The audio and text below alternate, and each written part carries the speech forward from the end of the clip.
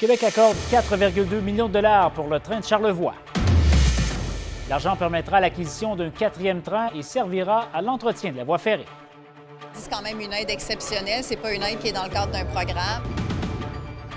Un autre vol qualifié dans le dépanneur de la rue Saint-André à Rivière-du-Loup. Je n'ai pogné quelques-uns, des vols à l'étalage, mais jamais, je me suis jamais fait pointer un arme ou quelque chose comme ça. L'hiver est de retour, nos régions ont reçu de bonnes quantités de neige. On a resurfacé les sentiers. On a un bon 30 cm de tombée, ça fait que c'est merveilleux pour tout le monde. Un long métrage inspiré de l'histoire d'une femme d'Edmundston victime de violences parentales. On vit vraiment dans un cercle vicieux, dans une emprise, où la violence fait partie de notre quotidien. Donc, on s'en rend pas compte. Votre TVA Nouvelle commence maintenant.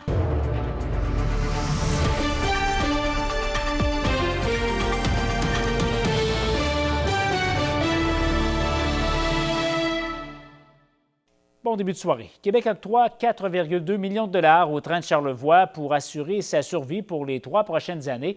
Les responsables de cet attrait touristique cherchent maintenant des solutions pour assurer la pérennité des opérations. Jérôme, Réseau Charlevoix croit être en mesure de réussir le défi.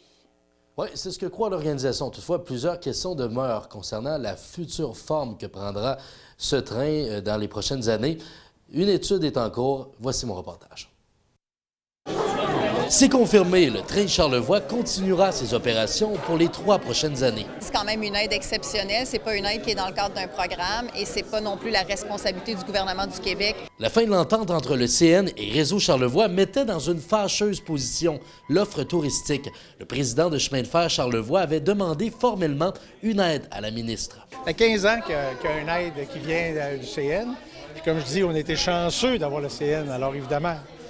Comme je t'ai dit tantôt, c'est sûr, pour assurer la pérennité, bien, ça prend de l'aide. Ils ont une sécurité financière avec cette subvention-là. J'ai vu des gens des Laurentides, j'ai vu des gens de la Montérégie, j'ai parlé avec des gens de Montréal, puis ils me disaient on va passer 2 nuits, on va passer 3 nuits, on s'en va voir les galeries d'art. Alors j'ai vu qu'il y a vraiment, c'est un vecteur économique et je le disais tout à l'heure, 13 millions de dollars en retombées économiques juste en 2023. 600 000 $ du montant octroyé servira aussi à financer un 4e train afin de répondre à la demande. La priorité, c'est de trouver le bon train au bon prix, en bon état pour le faire venir ici. Et on veut s'en aller vers des technologies vertes, mais le milieu, le matériel n'est pas disponible encore. Fait qu'est-ce qu'on fait pour bridger? Pour faire le pont. Pour l'opérateur, l'objectif est de devenir un jour 100% autonome. Pour y arriver, les gestionnaires explorent de nouveaux marchés ferroviaires. Une étude a été récemment lancée. Parce que les éléments dans cette étude-là vont définir est-ce que c'est possible? Est-ce que c'est possible d'aller plus vite sur la côte de Beaupré? Est-ce que c'est possible de rentrer sur Québec? À quelle vitesse? C'est quoi la protection reliée à ce secteur-là? Un train d'hiver n'est d'ailleurs pas exclu. Mais évidemment, il faut que Réseau Charlevoix soit capable d'avoir un équilibre financier qui marche avec ça. L'an dernier, Réseau Charlevoix a enregistré un nombre record de 90 000 embarquements. La saison 2024 doit s'ouvrir le 24 mai prochain et les 3 prochaines années seront déterminantes. Jérôme Gagnon, CIMT TVA, La Malbaie. Un dépanneur situé sur la rue Saint-André à Rivière-du-Loup a encore une fois été la cible d'un vol qualifié. Ça s'est passé samedi soir. Un individu armé a pris le contenu du tiroir casse avant de s'enfuir à pied. Ariane Boyer. Pour la 2e fois en moins de 5 ans, un vol qualifié a été commis dans ce dépanneur. La Sûreté du Québec a été contactée peu avant 20 h samedi soir et les policiers ont fouillé le secteur pendant plusieurs heures. La SQ a indiqué ne pas pouvoir donner de détails car ceux-ci pourraient compromettre l'enquête. On parle d'un suspect, environ 1,70 m. Il s'agit d'un homme blanc, mince. Une nouvelle qui a suscité la surprise de certains citoyens. C'est toujours inquiétant, veut pas, là. On ne sait pas où on peut se confier, finalement. Hein? Selon cet ancien propriétaire du dépanneur, des crimes comme ceux-ci surviennent de plus en plus. On voit ça partout. T'sais, le monde, ils ont de la difficulté, ils font des petits bols. C'est à cette heure, là, gars. C'est avec des armes blanches. J'ai eu aucun vol en 5 ans d'être propriétaire, tout ça. Il y a un matin, je me suis levé, il y avait une carabine à côté de la galerie. Et même à l'époque, il restait toujours aux aguets. J'en ai pogné quelques-uns, des vols à l'étalage, mais jamais, je me suis jamais fait pointer un arme ou quelque chose comme ça. J'avais un bat de baseball, loin, Quand je voyais que c'était louche un peu, je sortais le bat, tu sais, je l'essuyais ou quelque chose comme ça. Des caméras de surveillance ont permis de capter des images du suspect, mais les diffuser pourrait nuire à l'enquête de la SQ. La propriétaire du dépanneur a préféré ne pas commenter. Selon le gérant, elle doit prendre le temps de digérer ce qui s'est passé. J'espère que la dame puis le monsieur, ils n'ont rien, ils sont pas trop traumatisés de ça. Là. C'est des bonnes personnes, là, finalement. Là. Pour l'instant, aucun suspect n'a été appréhendé et la Sûreté du Québec continue son enquête. Ariane Boyer, CIMT TVA, Rivière-du-Loup.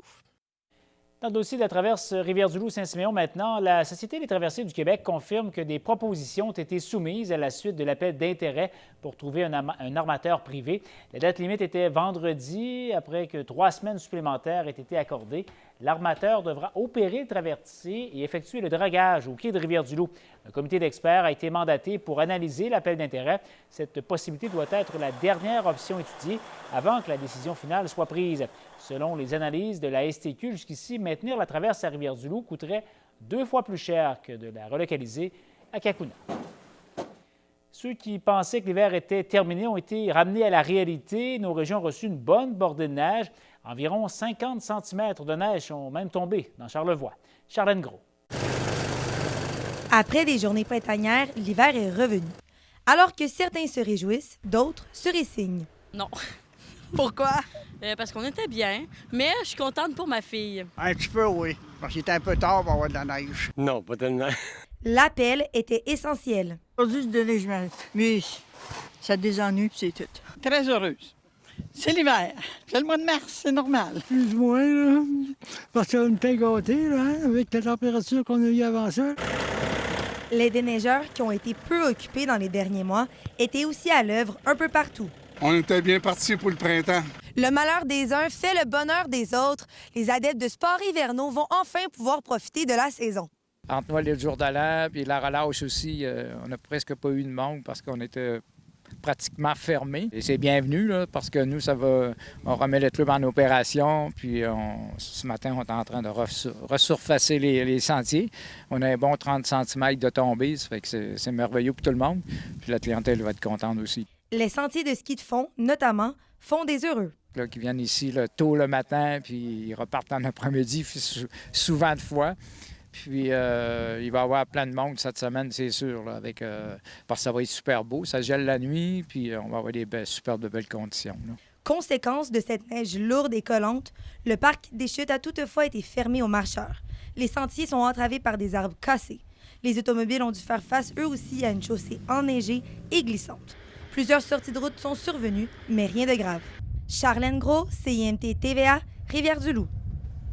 Le porte-conteneur dans lequel un incendie s'est déclaré le 3 mars au large des Escoumins a finalement été remorqué jusqu'au port de Québec samedi. Transport Canada prendra maintenant la situation en main. Il aura fallu attendre jusqu'à vendredi avant que le brasier soit finalement éteint. L'opération de remorquage a débuté tard en soirée vendredi, selon ce qu'a indiqué la garde côtière canadienne, qui a précisé que les remorqueurs naviguaient à vitesse réduite pour assurer la sécurité de l'opération. Aucune pollution n'a pour l'instant été observée par l'équipe d'intervention environnementale à la suite de l'incident. Le dépanneur coopératif à Saint-André-Kamouraska fermera ses portes le 20 mars. Le commerce était ouvert depuis 2019 grâce à la mobilisation d'une équipe de bénévoles. La coopérative de solidarité qui effectue la gestion du DEP du village explique que les efforts pour attirer les clients ne suffisent pas pour atteindre l'équilibre financier. Avec le coût des marchandises qui augmente, le déficit se creuse depuis 3 ans. La dissolution de la coop a donc été présentée par le conseil d'administration et adoptée par les membres.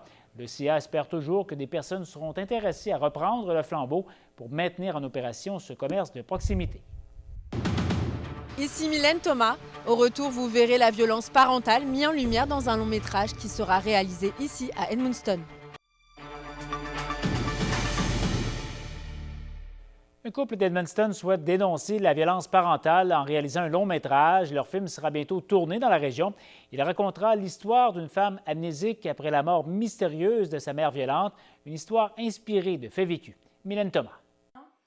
Il y a 8 ans, en Belgique, Anya Waring a raconté son passé douloureux à son conjoint réalisateur et scénariste Sébastien Furiot. La maman de 5 enfants a été victime de violences parentales pendant plusieurs années dans son enfance. Quand on est enfant, notre maman, c'est la sécurité. De là, on vit vraiment dans un cercle vicieux, dans une emprise, où la violence fait partie de notre quotidien. Donc, on ne s'en rend pas compte. Sébastien Furiot a décidé d'écrire son histoire avec une touche de fiction pour mettre en lumière une réalité dont on parle peu souvent. Mettre ça en image, parce qu'elle cherchait vraiment à pouvoir extérioriser et en même temps aider les autres de pouvoir voir les signes qu'il peut y avoir quand il y a ce genre d'horreur qui se passe. C'est qu'une fois que j'ai été maman, que là, je me suis rendu compte que c'était pas normal. Maintenant, le jour du tournage, voir les scènes de mon enfance, je ne sais pas encore vraiment ce que ça va donner. Après de fausses promesses de sociétés de production, des obstacles à surmonter, le long métrage a finalement été rendu possible grâce au soutien de producteurs américains. Lena and the Paper Doll sera tourné entièrement à Edmundston, où certains lieux ont déjà été choisis. Vraiment collaborer avec l'ensemble des commerçants et des artisans de la région, qui nous apportent un gros soutien d'ailleurs. En se baladant dans les rues, là, l'ambiance du film pour cette scène serait extra. Là, et vraiment, c'est comme si tous les lieux du scénario étaient devant nos yeux. Par la suite, ils espèrent aider autrement les victimes de violences. Faire des conférences pour les adultes qui vivent encore avec ces traumas. Pouvoir diffuser le film dans les écoles. Le tournage du long métrage sera réalisé en juin prochain. Mylène Thomas, IMT TVA, Edmundston. Des citoyens qui militent contre la construction d'un pont sur la rivière des Trois-Pistoles dénoncent encore une fois le manque de transparence du gouvernement du Québec. Le groupe Le Pont de la Vin, ça ne tient pas debout, avait déjà obtenu via l'accès à l'information une étude géotechnique presque complètement caviardée. Un membre du groupe a contacté le Journal de Québec pour déplorer de nouveau que le ministère des Transports refuse de divulguer ces informations. Une lettre a même été envoyée à la ministre Geneviève Guilbeault en novembre. Une semaine plus tôt, celle-ci avait d'ailleurs été huée par les manifestants lors de son passage à Trois-Pistoles. Les pompiers de Rivière-du-Loup sont intervenus cet avant-midi au Parc des Chutes. Une marcheuse a alerté les services d'urgence parce qu'elle croyait qu'un grimpeur qui n'avait aucune corde était en détresse.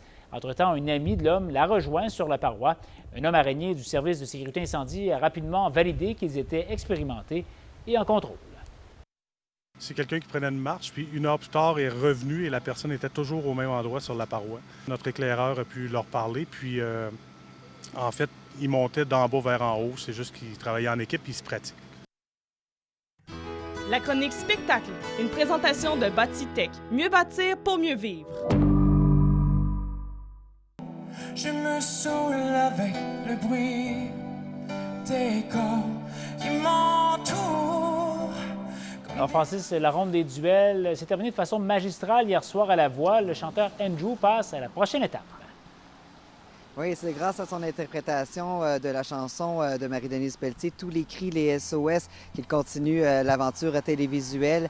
Roxane Bruno, lui, avait choisi une adversaire de taille avec l'exceptionnel Annick Saint-Pierre de Trois-Rivières. Le duel s'est transformé littéralement en duo alors que les deux grandes voix ont interprété tout en nuances et en émotion la chanson qui a pris tout son sens. Le jeune chanteur a confié en répétition avoir souvent lancé des cris de SOS par le passé. Sa complice, quant à elle, a eu souvent ramassé les bouteilles à la mer pour aider ses amis, comme dans les paroles de la célèbre chanson. Ils ont donc rendu la tâche difficile, alors qu'ils ont fait tous les deux une interprétation sans faille et très touchante. Donc, les autres coachs ont choisi unanimement le chanteur originaire de Sagard dans Charlevoix, alors que Roxane a tranché à sa faveur à la dernière minute. Un moment de grâce pour le chanteur unique en son genre. La semaine prochaine, on saura s'il passe au champ de bataille ou au direct. Je ne m'attendais pas à ça parce que Annick, on s'entend que c'est du calibre, là, cette femme-là. Sincèrement, quand je suis monté sur scène, je me suis dit, peu importe qu'est-ce qui arrive, je vais être content. En fin de compte, Roxane me choisit et tous les autres coachs aussi. Je suis tellement reconnaissant de tout ça. Et la météo, Francis, la neige qui semble vouloir diminuer la part en endroit. Oui, ça se dégage présentement, mais ça s'accumule encore sur 2 secteurs. Demain, un sol sera sous les flocons. Alison, les Jeux du Québec sont maintenant terminés. Oui, et l'Est du Québec revient avec un bilan somme toute assez positif. Je vous en parle au retour.